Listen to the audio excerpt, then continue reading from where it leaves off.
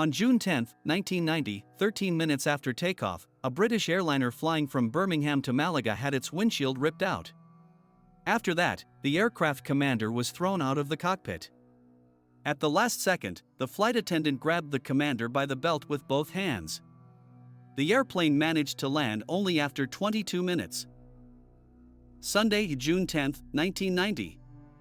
The weather was good in Birmingham, a slight wind was blowing, atmospheric visibility was 10 kilometers. Flight 5390 was preparing for departure from the international airport. The aircraft commander, 42-year-old Timothy Lancaster, together with the crew occupied the cockpit. There were 81 passengers on board. At 7:20 a.m., the co-pilot lifted the airliner into the air before handing over control to the aircraft commander. The aircraft soon climbed to an altitude of 5,273 meters and was approaching the borders of Didcot. The flight proceeded as normal. The pilots loosened their shoulder belts and the commander unbuckled his lap belt. Flight attendants were preparing to serve food and drinks to the passengers. Suddenly, a strong deafening clap was heard in the cockpit. There is a sharp drop in air pressure and depressurization of the aircraft cabin. The pilots are horrified to see the windshield on the commander's side being torn off the front of the fuselage and blown into the air by powerful air currents. The commander is ripped out of his seat and then flies outward through the windshield opening. At the same second, he is pressed back against the fuselage. By sheer luck, the commander's feet get stuck between the steering wheel and the dashboard. Flight attendant Nigel Orden rushes to the commander and grabs him by the waist. The cockpit door is blown off at high speed. It falls on the radio and navigation panel, and the airliner continues to fly without a windshield, after which it begins to lose altitude rapidly. But the co-pilot by incredible efforts manages to take control of the controls, after which an emergency descent begins. The co-pilot sends a distress signal to the ground, but because of the noise in the cockpit he cannot hear the commands of the dispatcher. Flight attendant Nigel Orden, who is holding the commander, gets frostbite. He feels his strength leaving him and becomes semi-conscious. Two other flight attendants come to his aid. Despite his best efforts, the commander slipped out a few more centimeters. Through the side window, the crew could see the commander's face. Despite the strong and icy air currents, the commander's eyes were open, his skin color turning gray. His colleagues thought he was dead, but made the decision to continue to hold the body as it could have hit the left engine and destroyed it. Meanwhile, icy air masses continued to whip into the flight attendant's face. The temperature overboard was -17 degrees Celsius. At one point he himself, along with the commander, was almost thrown out. With great effort, two other flight attendants held him down and pulled him back in. Everything in the cabin was ripped out, lifted into the air and sucked outside. An oxygen tank nearly hit Nigel in the head.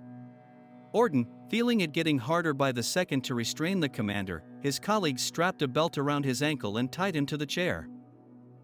The flight attendants realize that their faces and hands have received frostbite.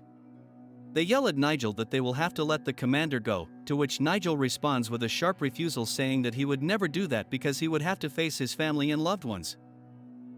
The co-pilot finally manages to hear the ground commands. He asks permission to land the airliner at London's Gatwick Airport, as he was familiar with the airport and had landed planes there many times. However, air traffic control orders the plane to land at Southend Airport, as it was closer to London. The co-pilot was put in a difficult position. He was not familiar with this airport and its peculiarities, but there was no other choice. The landing went safely. The passengers did not require emergency evacuation. Everyone went down the gangway and were then escorted to the airport terminal where the psychologists were located. The commander was finally dragged into the cockpit. Everyone was sure he was dead, but the doctors, after examining him, reported that Lancaster was alive. He was then taken to the hospital. And when the commander came to himself, his first words were, "I'm hungry." No one could believe that he had survived. It was a unique case in the history of aviation. For more than 20 minutes he was on the fuselage of the plane at a speed of 600 km/h and at a temperature of -17 degrees Celsius. Lancaster was diagnosed with frostbite, a fractured right arm, a fractured finger on his left hand and a fractured right wrist. Within 6 months, he would be back at the controls and continue to work for British Airways. He would retire at 55 but continue to fly for EasyJet. The flight attendant, who held the commander down to the last man, was diagnosed with a dislocated shoulder, frostbite to his face and left eye. He was awarded a British distinction and after rehabilitation returned to work, but was plagued by post-traumatic stress disorder. Nigel Orden then decided to leave aviation. The co-pilot, Alastair Aitchison, who successfully landed the plane, was awarded a medal by the International Pilots Association and continued to work in aviation until his retirement. The incident was investigated by the UK Air Accidents Investigation Branch. It took over a year for the final report of the investigation to be published. Experts found that the windshield had been installed 27 hours before the ill-fated flight. It was blown off under pressure because the mounting bolts had lost their holding power. The experts found the airline's maintenance base shift supervisor made the glass replacement himself during the night shift.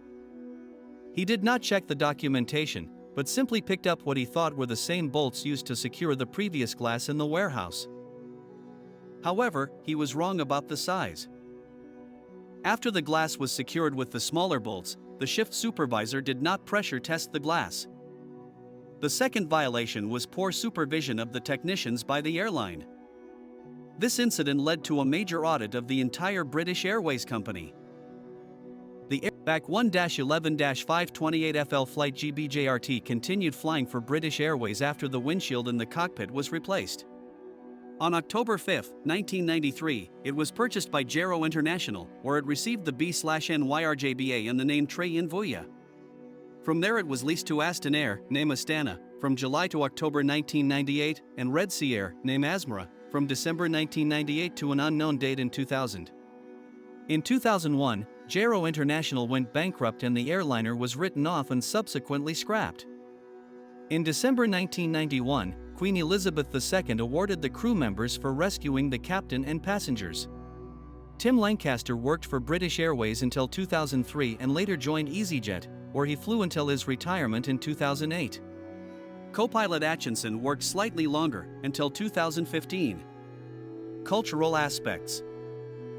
The British Airways Flight 5390 incident is featured in Season 2 of the Canadian documentary television series Airplane Crash Investigations in the series Overboard.